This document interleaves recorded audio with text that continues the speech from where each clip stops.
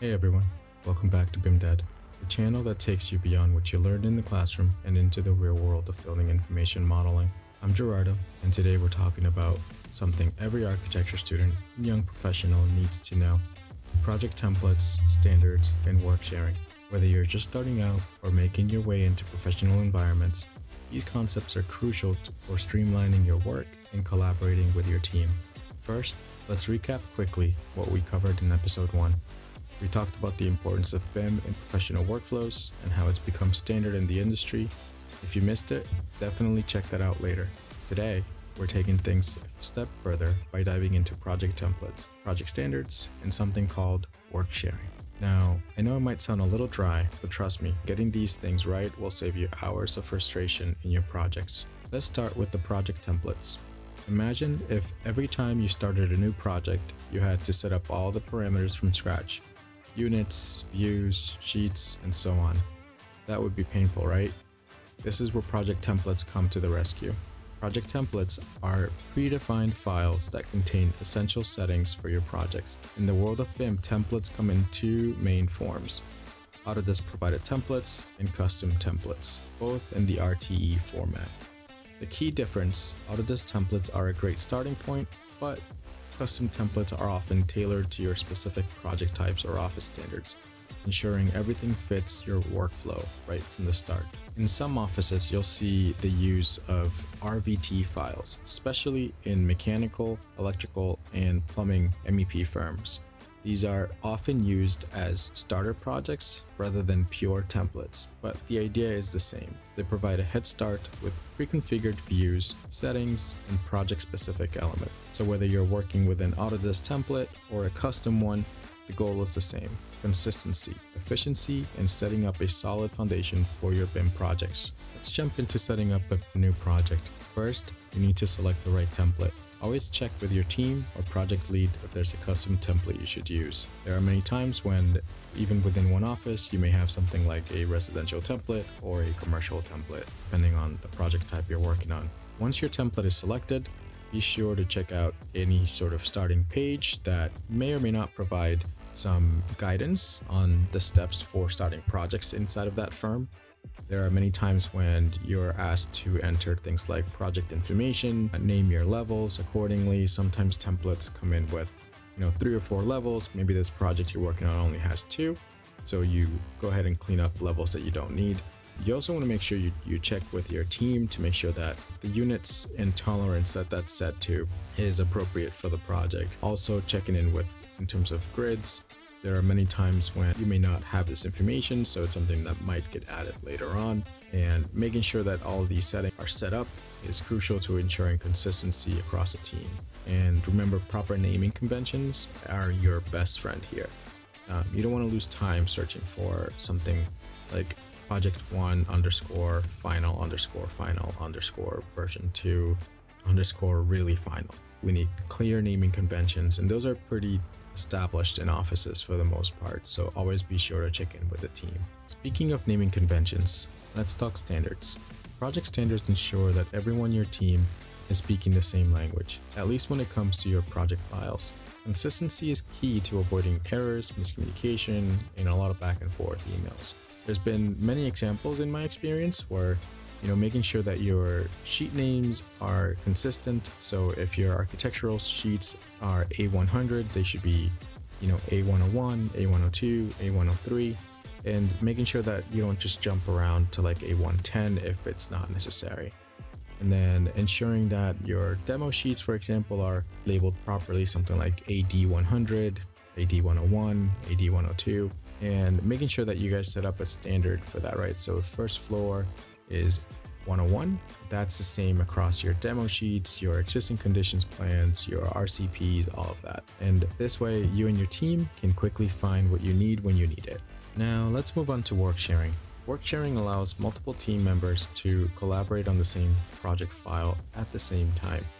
Think of it like Office 365, when everybody can jump into one or document, but for architecture. There are two types of work sharing: local and on the cloud. Local work sharing involves sharing the project file on a local server, while cloud work sharing uses platforms like Autodesk Construction Cloud for remote collaboration. Setting up work sharing in Revit. Setting up work sharing in Revit is pretty straightforward. Here's how to do it. To set up work sharing, once you've started a new project choosing the appropriate template, you're going to go to the Collaborate tab. You're going to click on Collaborate. It's going to ask you to save the model if you haven't done so already.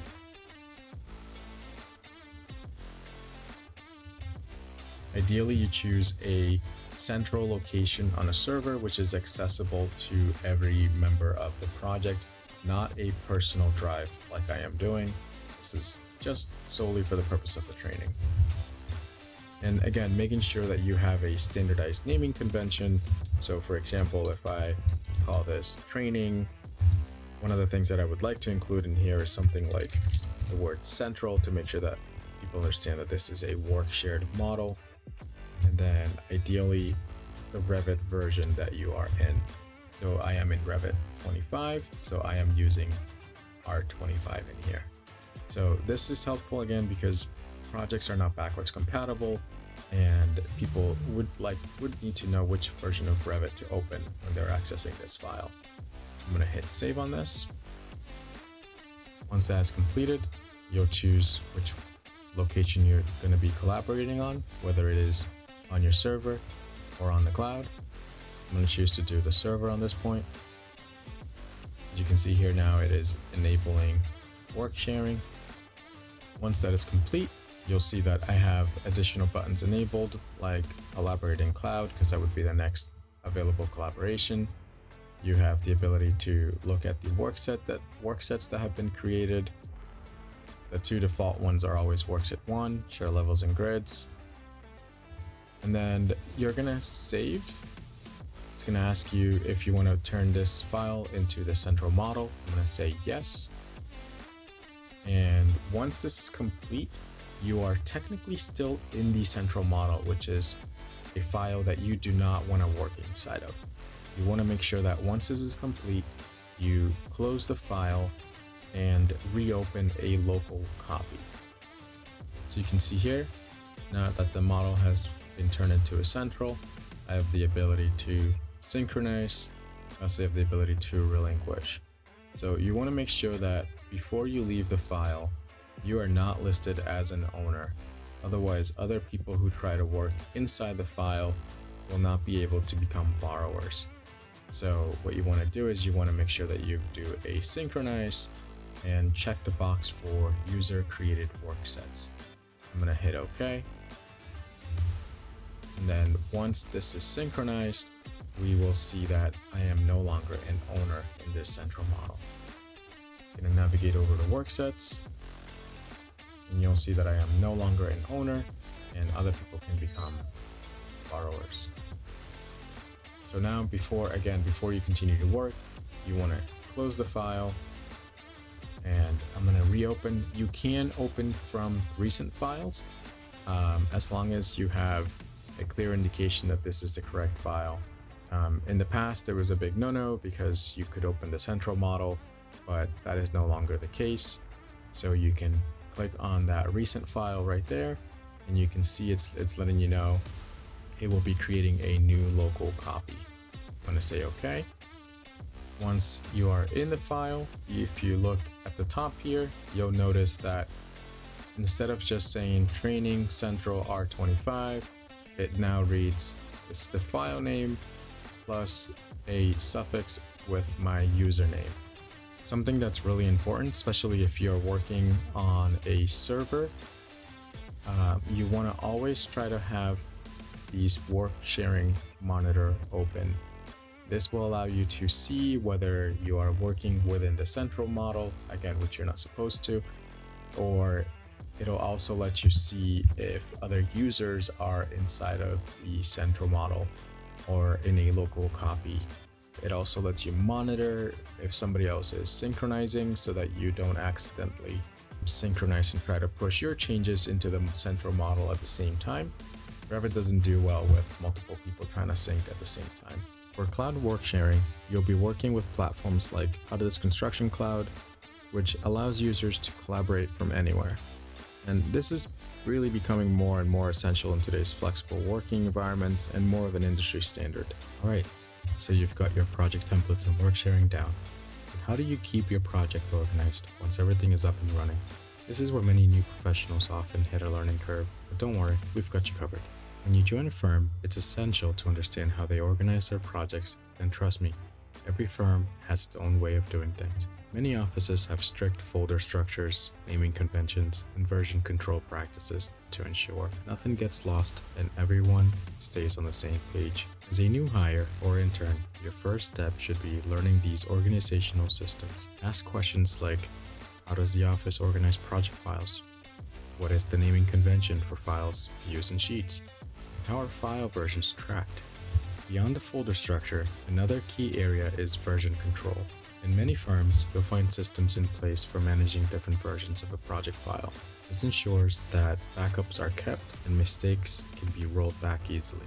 Learning how the system works and following it will make you a valuable team member.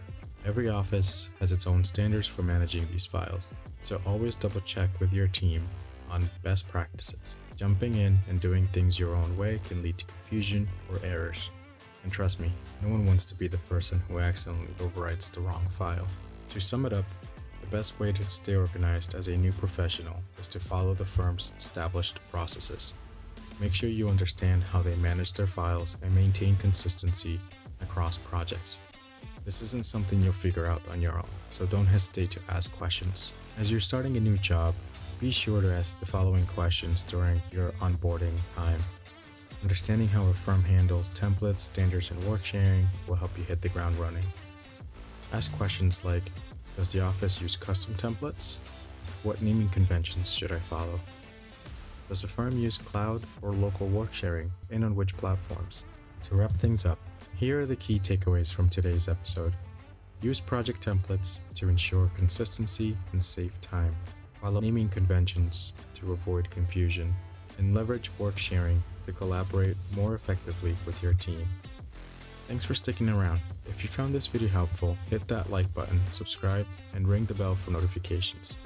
Don't forget to check out the blog post on bimdad.com for more in-depth resources and examples.